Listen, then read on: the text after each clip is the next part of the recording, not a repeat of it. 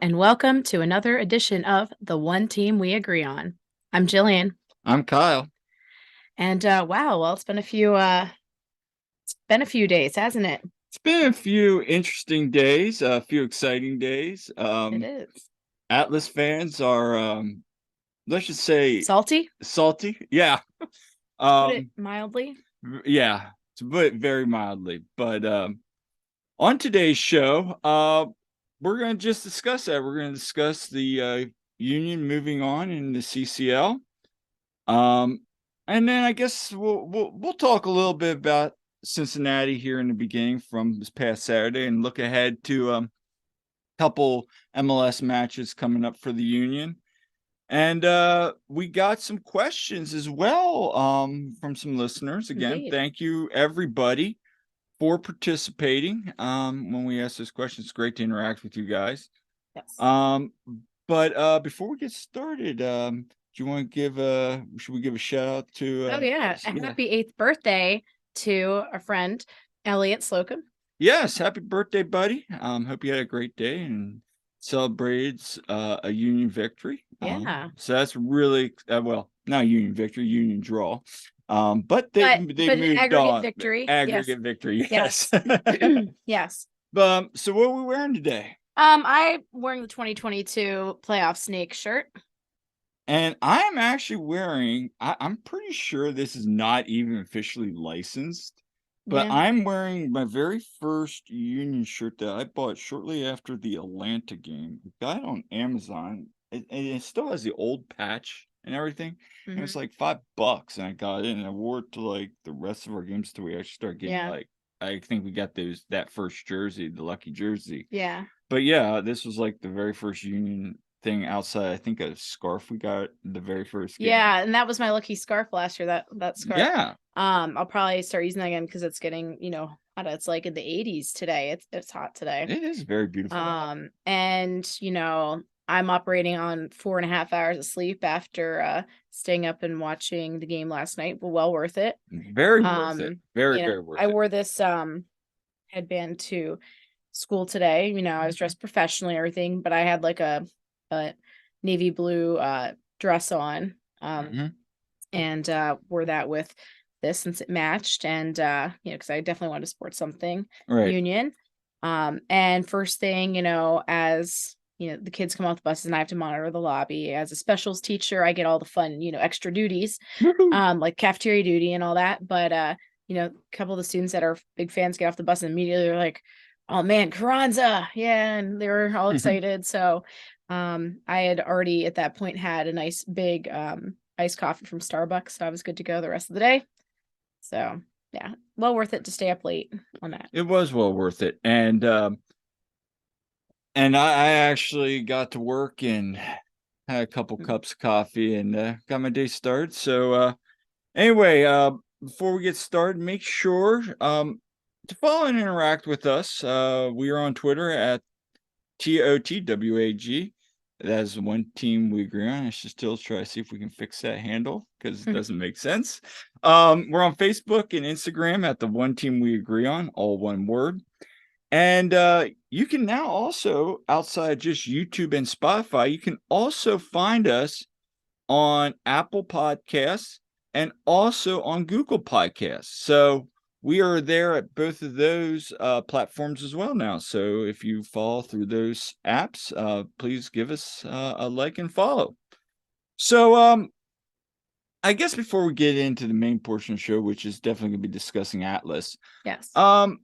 Let's just have a few minutes to talk about the match against Cincinnati. A question I had seen following that match was that to this point in the season the Union's best match? Honestly, I thought we didn't start as slow. No. I liked what I saw at the beginning. We did not start slow, and given the new formation and you having not a lot of our usual starters out there, I thought we played really well to start the game. Yeah, I did too. And the other thing that I really thought that we did a really, really good job of was, we had we didn't, like you said, we didn't have our starters out there. We had, because we're getting ready for CCL. And I thought we did a really nice job of, with those players. They were hungry. They were out there, they were getting at it. And I thought for the first 50 minutes, we were the better team.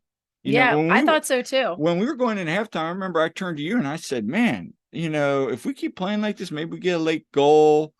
Maybe we get a draw out. I mean, this had all the signs and symptoms of a 0-0 road draw where you're like, ooh, okay, maybe we're turning the tide.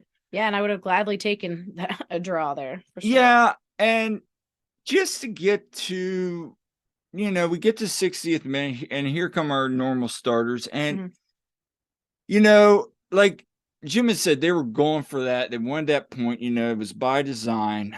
And one, I thought we kind of lost a little bit of momentum, and then that's when we gave up the sloppy clearance, which number one, we should have cleared that. Yeah. But number two, then we have this mystery PK. Well, and Blake, to be honest, he takes out costs. I mean, that's a PK. But it's just annoying that it happened. It was just a weird thing. There's a goal, and then all of a sudden, oh no, it's gonna wave off. There's a PK. Blake reads it right, but Costa puts a good ball in it. Now apparently he's out. Yeah. So, and then we just couldn't really get anything going against Sultana there at the end. They kind of bunkered down. They got, they get those points. So, that was a little frustrating. But for me, I don't know how you felt. I felt they're going, okay, that's probably the best early on. The subs, I mean, our second string was hungry, and I guess that's what he wanted. I left there feeling, okay, maybe we're starting to build something. Yeah, I mean, I was excited to see Jesus Bueno. Yeah. We're a big fan of his. And of course, Brujo was really good. I mean, Blessness was really good. As he's been. I mean, we saw a lot of good things. Right. And I also thought, and Jim said, because Damien had a hamstring tweak, I thought Harriel did an excellent job. He did. I thought playing separate. So then you got Kai and you got Harriel, both right and left backs, although Harriel's been playing left back recently. Doing a good job there playing that role. I wouldn't put him in all the time, but I mean, that's credit to them. And I was disappointed not to see Perea. Yeah, and we'll talk about that. Yeah. We're gonna get to that, but overall, disappointing not to get points. And it's like, well, and credit. I mean, at home against Cincinnati. I mean, they're where we were last year. You think back to like last year when we were like, oh man, we dropped points on that. That when that 1 point would have made a difference. Right. Last year. So now, I asked, not a poll, just a question the day after. I said, who was the most impressive player to this point for the Union? Who stood out to you the most? And we had a lot of the newcomers have been impressive, as we've discussed. But who do you think has stood out to you the most? I would say Damian Lowe. I think he has really stood out, and I want to see more from him. Because I mean, he goes in and he's just been on. I mean, Jacob Glessness would be the other one for me. But like, I also expected Jacob to be, defender of the year quality, I mean, I expect this, and I was, of course, and he's doing it. He's playing really, really well. For me, I guess even more impressive for me was Damian Lowe, only because, he's a newcomer to our team. Right. And he's really stepped up, and man, has he been good when he's been in. Oh, he's been solid. I mean, against the game against Atlas Air, I mean, he was tracking down Quintiones. Quintiones. Yeah. Me and my and there you go. And that's one of many mispronunciations. But he was tracking him down, and I do believe that last night, had he been in there, I think, I'm not saying they wouldn't have scored goals, but I think he would definitely help shut some things down. But that's a shoulda, coulda, woulda. For me, and this is just one. It's been Jacob, Mhm. Jacob across the board, and for me, how do you turn around? And you could say last year it was Jack, maybe a little bit more because Jack was playing more Yeah. consistently throughout the season. Well, Jack's kind of dropped off this year. He hasn't had the best year to this point. It's not to say he's playing bad, but He's just had some but stinkers. there's been There's been some not the same stinkers. quality. No, Yeah. this quality's definitely dropped. Now, you can't turn around. Sure, guy that Oh, quality, yeah. I mean, I think a lot of these players are still getting into it. But for him early on here to take what he had with MVP level, and I'll argue that I think at some points he's playing even at a better quality. So we saw the reports earlier and like Ray's season was starting that, there was a club and I think it was Turkey was interested in him. Mm-hmm. I mean, what's to say that, he keeps playing at this level, they make an offer, Ernst can't refuse. Right. And, next thing you know, now, we got some decisions to make, but we'll see. But anyway, thank you guys that all participated, but let's get on to the main part. So Atlas, last night's game. Yeah, what a game. Just a funny stat, and I want to throw this out to you because I was talking in the group chat today about this. Yeah. And I'm not gonna throw out the whole stat because it was for a friend I threw it together for, but guess how many MLS teams have lost to Mexico all time? How many? But take a guess. I have no idea. I'm bad at guessing stuff like this. I mean, when we're talking about just CCL, because this was an interesting question. So I was thinking about it, and so I will tell you this: it is more than 40. Really? 40. In fact, there are teams in their entire history in Champions League have never ever won in Mexico. Really? Teams that have historical past, such as, well, forget off the top of my head, I'm not going to say them out, but I'm pretty sure DC has never won, United has never won in Mexico. Okay. I think LA Galaxy might have a draw with them or somebody else does. But yeah, there are some teams that have done some great things in CCL and have never won in Mexico. So what I'm getting at to set prefaces is MLS historically has not done well in road games during CCL. But again, let's talk about it. So how are you feeling going into this match? Nervous.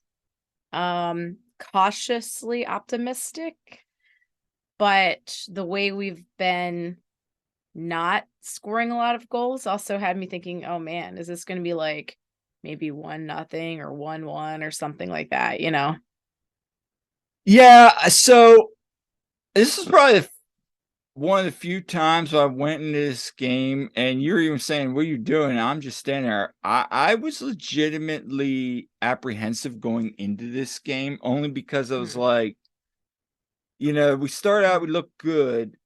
And I'm just like, this is a different environment for a lot of those guys. So as soon as that error happens where, and give Atlas credit, they get a guy off. I think it was Bizo gets on. Anyway, they break in. There's a blown play, and he just bangs one home. There's nothing you can do. 11 minutes in, and I'm thinking they're going, we're not moving on. Oh crap. That was the first time I ever was like, yeah, this is not good because I've seen it. Saw it last year from teams like New York's NYCFC. They had a similar issue against, I think it was Pumas, and lots of teams. They go to Mexico, they give up an early goal, and then it's not a pretty sight. So it was apprehensive. And I was like, Julian needs to score. Julian you needs did to goal. say that. I definitely said that. And well, what's he do? Yes. I mean, and let's talk about that ball from McGlynn. That was such a good ball. That was such a good ball. He puts it around. Julian's gonna get like obviously all the accolades, for those goals, and well deserved. But I'll tell you what, Jack McGlynn had a great game, and he set up that first goal so well. They did. And, so we get the momentum back and we start getting hungry again. We're trying to push for that second goal. And I just kept nervous, like, we need to get a second goal only because, A, if we're moving on, I wanted to have that second leg. But B, I knew this game, we weren't going to be able to hold Atlas. I felt it. Because the reason was our defense, like, last night, they were out position. Guys were like, we didn't keep our shape at all. And like, I felt like we were at times trying to just dig in and defend, and then we get a ball and we get right back. And the thing was, early on, you said this, and I said, and a whole bunch of other people talking too were saying it. Jimmy always says, if it's a back and forth game, they were not going to win. So what was it? It was a back and forth game. And that's why I'm like, okay. And then, so right before half, Ua gets a foot on the ball, and it goes way out wide, blows a wide open net. Of course, all the comments on Twitter were going wild. And what did you think? Did he get a foot on it? Did they get a foot on the defender? Because he kind of comes in late, and you see like Franz and all of them. They're saying corner. It's a goal kick. I'm not sure he got a foot on that. I think he got. I think he did, but just barely. I think the guy gets in, changes his angle of what he wanted to do, and he just missed it. At the end of the day, he's got to put that in the net. Yeah. I mean, that should have been 2-1 there. Yeah. And then that would have ended everything. That would have just been like, because at that point so what they do, they go back down. Ty didn't look 100% right last night. I think he got rushed back because I think Jim wanted him in. Gets beat, boom, Jackson out there, goal 2-1. Now we're sitting there going at the half going, they give up another goal and that's it. And we come out again. Luckily, Jim makes a substitution, gets Kai out of there. Yes. But then Bizo.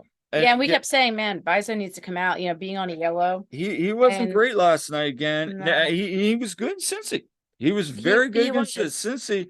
But again, this goes back to the discussion I kind of had with Matt Ralph was, and he said best, but it seems Bizo takes 2 steps forward, he takes 3 steps back, So shout out to, and I agree. There's just, and what I said at the beginning of the year, there has to be consistency there, and there hasn't been. There's been like, I was just listening to Kevin Kincaid's podcast with Joe Tanzi, and they were talking about this too. It's just, there's those blunders, and when he makes those blunders, it's just bad. And he's lucky he did not get a red card, because I would give. Oh my gosh, I know. I thought for sure he was going to end up with one there. It was like around 60. Yeah. So I mean, I was like holding my breath there. I was like, oh no.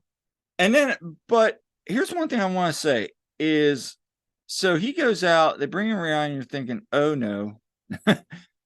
But I don't know if you noticed this or anybody out there noticed this. When Harold Real and all them were there, I mean, I'm not saying we locked it down, because we didn't give up a goal second half. Yeah.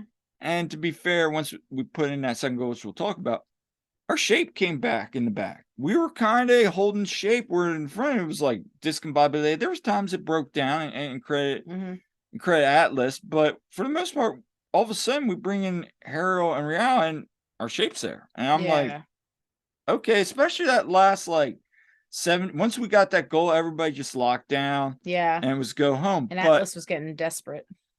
Anyway, so, but let's talk about that second goal. Yeah. Thoughts?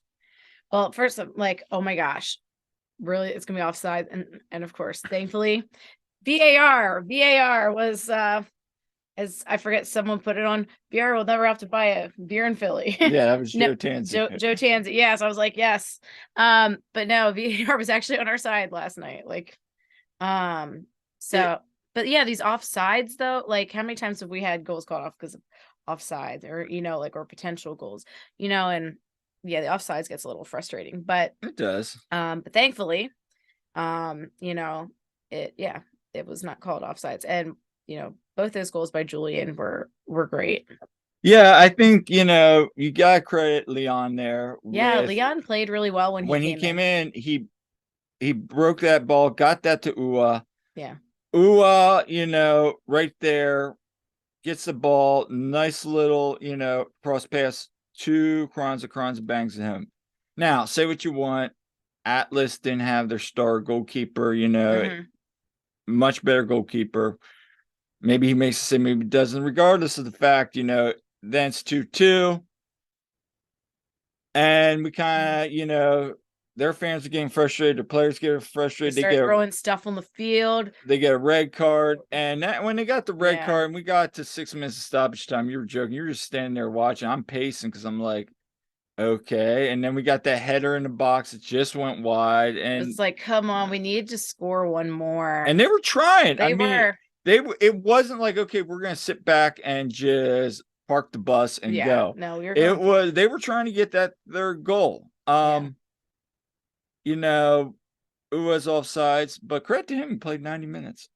Yes, and I was thinking that last night too. I'm like, and I was gonna say this to you last night. I was like, oh, he played the whole game. He did. And I think he gets a pass on the night because of that assist to Kranza. Yeah, I mean, he's getting so much crap.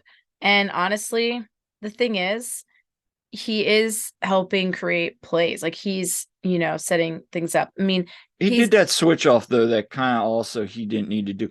Yeah, I mean, I'm not saying he's not making mistakes here and there, but I think, he's not being lazy, which I see. That's the thing. He's, as a DP, as your highest paid player, yes, he needs to be scoring goals, but he's also trying to create stuff. So you have to factor that in. At the end of the day, he's going to get judged, folks, on whether or not he scores goals. We got to be honest with that. And yes, and at the end of the night, there's sometimes where I'm just like, that's not it. I mean, he was selfish on one play, should have passed the ball. I think it was Danny was wide open. There's times when he should pass it and he doesn't, or there's times where he should go and take a shot and then he doesn't. He flubs it or something. So, but fun fact last night, shots on target, we only had 10.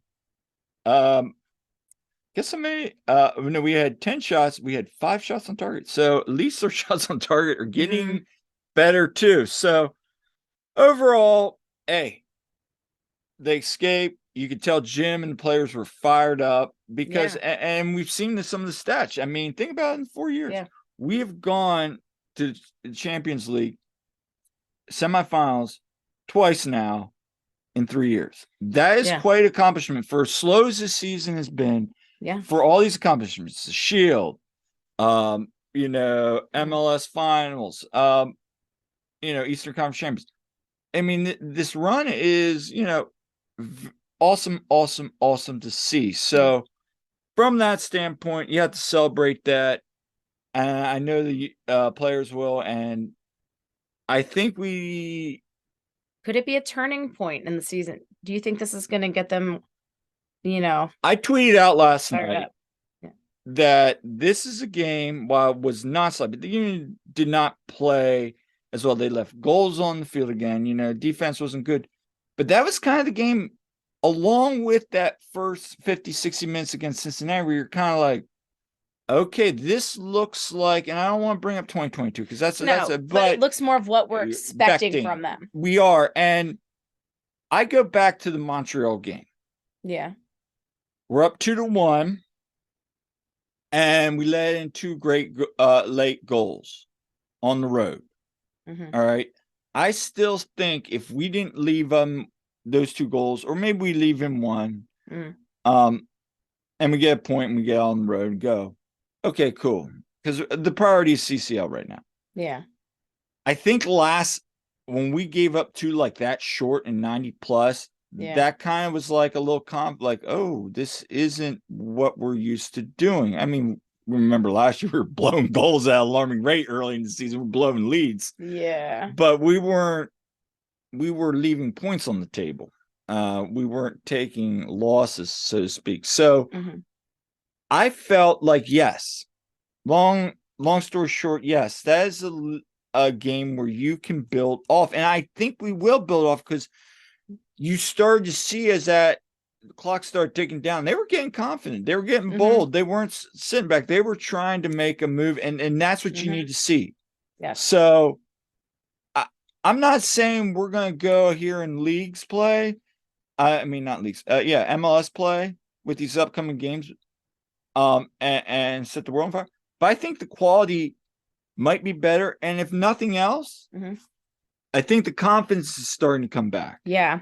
And that's a question I have for Jim have you seen these last 2 matches? Because he said against Sporting KC, the confidence isn't there in our attack and overall, and you can see it. Now we're starting to see some things. Is the confidence coming back after this? And that's a question I have for him. So yeah, I would say, I mean, these last 2 games, I'm seeing that. Hopefully that continues, I'm interested to see what we do in Chicago. Yeah, but let's talk about LAFC. Yes. So now we get a rematch. Oh yeah. How are you feeling about that? Well, I think yeah, like you've been saying, whatever happens, this could exercise some demons from last season. Yeah, no, I'm excited for it. Look, I think the home game, we're going to be nuts. I think so too. I think the atmosphere is going to be awesome for that. Yes, we needed that second leg. I think this is going to be a tough task. It is. I mean, LAFC are in the same predicament we are. However, they're playing at a much better rate early on. So, hey, they haven't taken a loss yet either. So them and Cincinnati are 2, teams that haven't lost yet. And, they made easy work of Vancouver. Say what you want about Vancouver. They're not bad, but they're not at level of some other teams in the MLS. Yeah. When Danny said we want LAFC, that tells me they're still stuck on the cup. This, I think, more than anything, is closure. It's like when you have a bad breakup and things go bad, or you just have something that goes bad and you don't get closure, and it just sits there and it festers. Just for the love of God, don't let it come down to PKs. I knew you were going to say that. No, I mean, yeah, no, that would not be good. But I think for anyway, they get closure. Yeah. I think they come out, they take it to them. And, we got 3 games against them this year. So it's, 2 of them at home. So it's going to be fun. This is how rivalries are created. And I think if anything else, I think this is what the players want, the coaches want. We're going to see that. So I'm happy for the Union. I'm excited for them. And really, I mean, from an MLS perspective, we got another team now guaranteed to be in the finals of the MLS. I mean, the CCL final. Yeah. So, and I will make the bold prediction: whoever wins this side of the bracket, and goes to the final, will win CCL, and that'll probably put 2 MLS teams in the Club World Cup. That's my thought. Yeah. But how do I feel? Am I nervous? I mean, the way I see things, but I'm also very confident that this is a turning point for the Union. Yeah. So we'll see. Yeah, I mean, I think, as long as they go in and, have a good game plan and don't let the whole fact that, oh, this is a grudge match, like, don't let that throw off their focus. It makes me think of Ted Lasso a little bit. Yes. These last 2 episodes have been very much about what the Union. It has really made me think of the Union, and if you watch the show, I'm not going to give out spoilers, but if you saw when they play West Ham, yes, that kind of don't do some things like what happens in that, but I think and then what happened in this week's episode too. So did you watch it yet? No, I haven't. But so that's a comment to you guys out there. Please leave one. What do you think this CCL semifinal against LAFC means to the team? And do you think this gives closure? Do you think this gives a boost to the Union moving forward? Because we kind of do, and we'd love to hear your take on it. And shout out to Solly, because he replied on a comment about this, and I apologize I didn't pull it up, but I wanted to shout him out because what he said was spot on with his comment as well. It was late night; you were in bed already. Yeah, I actually went to bed right away. Yeah, I was up for another 2.5 hours talking to everybody. So looking ahead. Now we got, to the end of April. So we got Chicago and Toronto. We're on the road in Chicago, which historically I think the Union only have like 3 wins all time. It's time to change that. It is time to change it. We're going to see a it. rotated lineup. Yeah. Chicago is beatable. Yeah. But again, that's the team last year beat us 1-0, and then we bounce back, and that's when we start going on that run.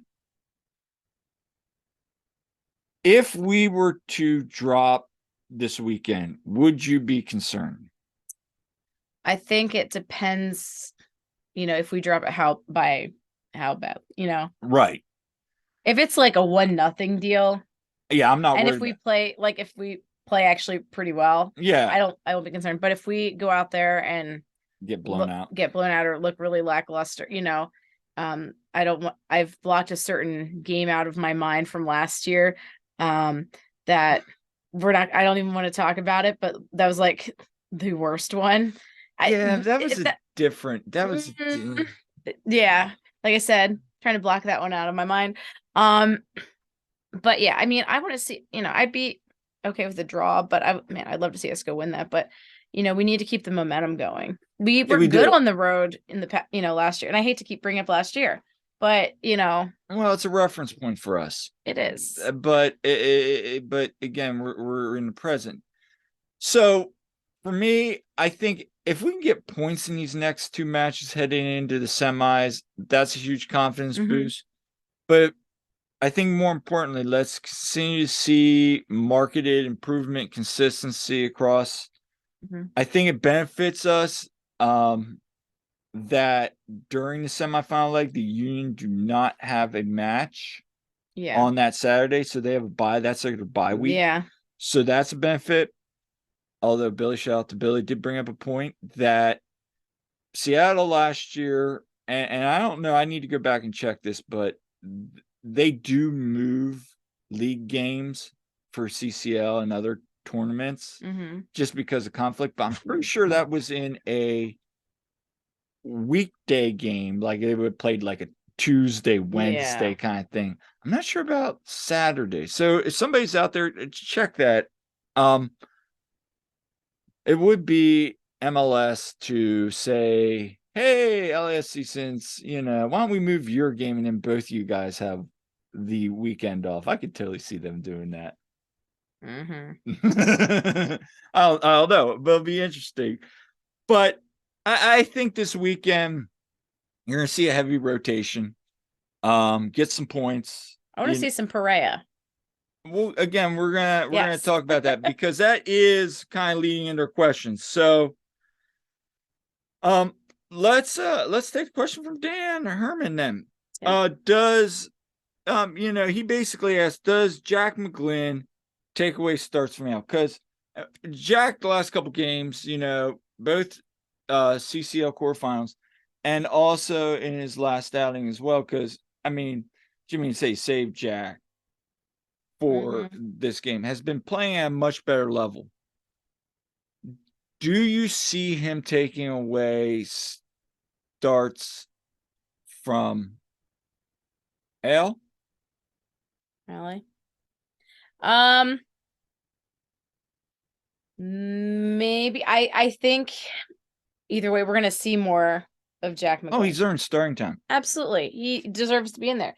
He's been phenomenal. Right. I think for me, we're better when he's in. I'll get to the second part. I think from Ali, maybe here and there, but Jack's not strong on that side. Yeah, that's what I was. Yeah, I think, and here's what it's kind of getting to that point. You guys start to look at like Leon and Jack. That's the thing where does Jack, I could see more Jack taking away starts from Leon.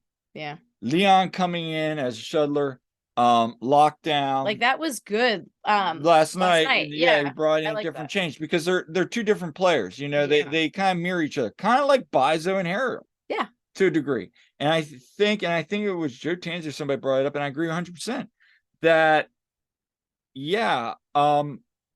I think Jack, as he's improving defensively, he's going to start warranting more and more starts. You have to put him in there. I mean, that ball, Julian, like we said earlier, was phenomenal. So, and he's creating more. And how do you like Jack on the corners?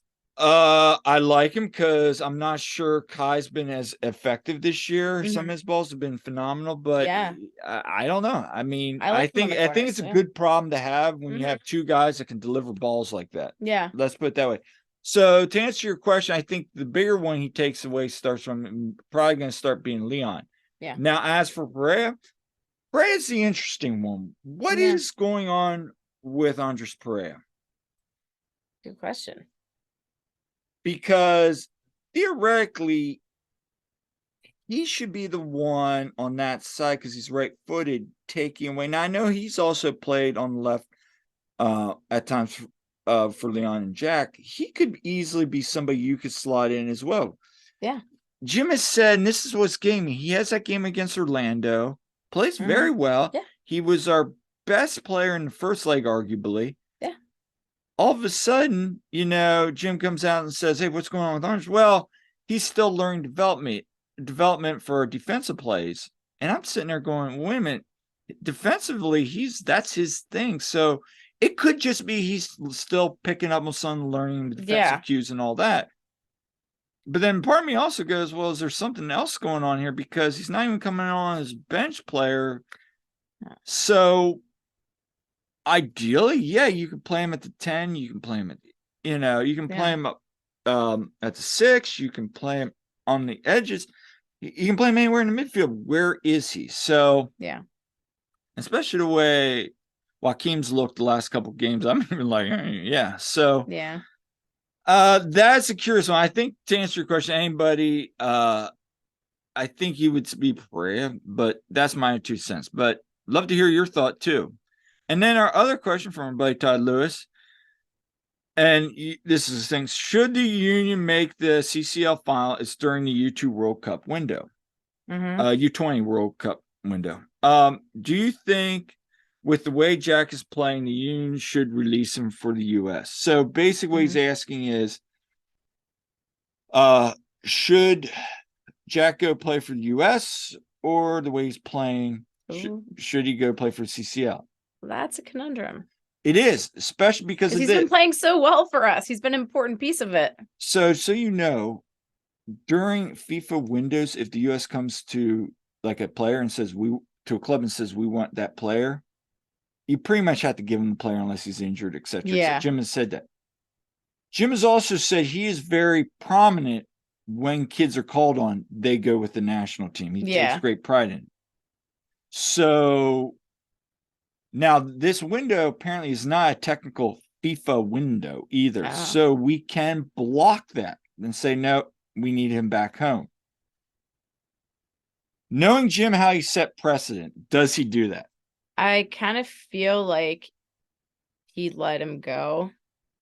I don't know. Like, I feel like Jim would let him go. Do I think that's the right call? No, I think Jack needs to stay home. I mean, selfishly, I think Jack needs to be with us. I mean, also, representing our country, and I get that. That's big for him too. It's not like we don't have, guys that could, fit in there, but Jack has been really big. Right. I mean, Quinn, he's still kind of learning some things, and he hasn't been as big as role since his first year out. And Brendan Craig, well, he hasn't even really seen the field much. So, those two probably, you could get away with. I don't know about Jack. Yeah, of the guys, I would say Jack is the one that his absence would be felt the most. So thank you guys again for answering. Love it. Asking those questions. And again, anything else to wrap up on? The next home game, I guess we'll have another podcast probably before that. We'll talk about the next one, but that next home game, that's gonna be fun. We got St. Baldrick's. Oh yeah. So we have to see people at that tailgate. Yes. I know they already put out the tailgate info for the SOBs. So see you out there. See some people get their heads shaved, like Jeff Mitchell. I know he's doing that, and I might. I mean, it's not like you have that much to shave off. Now leave a comment. Should I get my head shaved? You should put a poll out. Yes. Certain number of likes and Kyle shaves his head. We'll see about that. But anyway, thank you guys for tuning in again on the way out. If you enjoyed the show, we're having a blast bringing this to you. So again, if you like it, leave us a comment, subscribe if you're new, and we'll see you next time for the One Team We Agree On. I'm Kyle. I'm Jillian. We'll see you next time.